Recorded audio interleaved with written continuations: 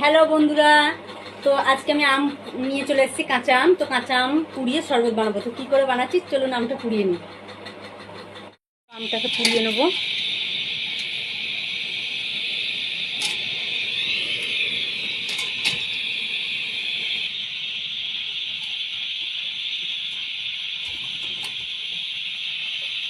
তো আমটা আমার পুরানো হয়ে গেছে, গ্যাস থেকে নামিয়ে নেবো, পরিষ্কার করে ধুয়ে নেবো। আমটা এবার পরিষ্কার করে ভালো করে ছাড়িয়ে নেবো, যেরকম নাকি বেগুন পটল পুড়িয়ে ছাড়ানো হয় সেরকম করে পরিষ্কার করে ছাড়িয়ে নিচ্ছি। তো আমটা ছাড়িয়ে পরিষ্কার করে নিয়েছি, এবার এটাকে ভালো করে চটকে নেবো। তো এই যে আমটা পুরো চটকে আটির থেকে আমটা বার করে নিয়েছি, এবার আটিগুলো পরিষ্কার করে ফেলে দেবো।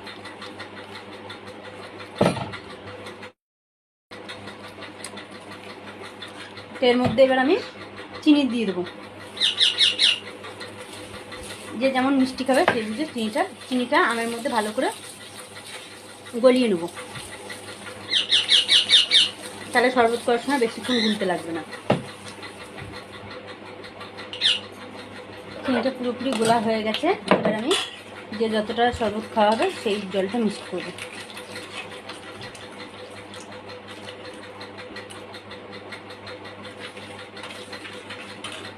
এবার দেবো নুন, যতটা লাগবে আন্দাজ মতো নুন দেবো, আর একটু ভাজা জিরের গুঁড়ো দেবো। এটা না চাইলে না দেওয়ার অসুবিধা নেই, না চাইলে না দিতে পারে। এবার সব ভালো করে একসাথে মিক্স করবো। তো শরবত গোলা হয়ে গেছে, এবার ঢেলে নিচ্ছি গ্লাসে। গ্লাসের মুখে আমি একটু নুন আর লঙ্কার গুঁড়ো এটা মাখিয়ে নিয়েছি, টেস্টটা ভালো আসবে মুখের সামনে লাগলে। এবার আমি এর মধ্যে শরবতটা ঢেলে নিই।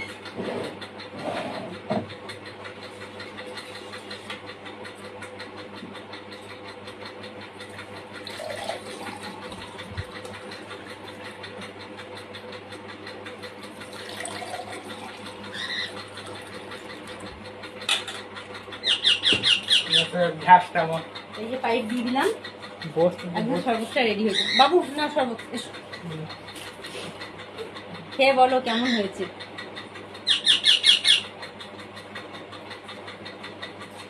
ভালো হয়েছে, কতটা ভালো হয়েছে? অনেকটা ভালো, দারুণ লাগছে না? তো দেখতে পেয়েছো কাঁচা আম পোড়ার শরবত কি সুন্দর করে, মানে খুব সহজ উপায়ে বানিয়েছি। তো তোমাদের ভালো লাগলে তোমরা এরকম করে প্লিজ বানিয়ে খেয়ে দেখো। আর